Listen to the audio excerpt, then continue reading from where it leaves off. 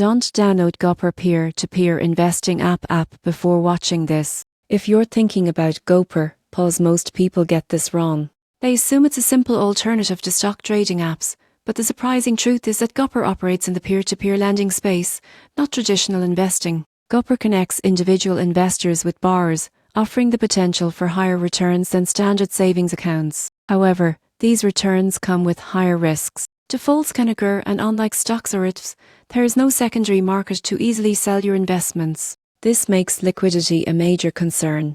Another factor to consider is due diligence. GoPeer does provide borrower profiles and risk ratings, but it's ultimately up to you to assess the borrower's creditworthiness. Most new users underestimate the time and research needed to manage risk effectively. Fees are also something to watch. GoPeer charges platform fees, which can slightly reduce your overall returns. Plus, your capital isn't protected by insurance schemes like government-backed deposit accounts, so understanding risk is critical. In conclusion, don't download GoPeer if you're expecting a standard investing experience. It's ideal for those who are comfortable with higher risk, looking for portfolio diversification beyond stocks, and willing to spend time vetting borrowers. If you do proceed, start small, diversify across multiple loans, and regularly monitor your portfolio.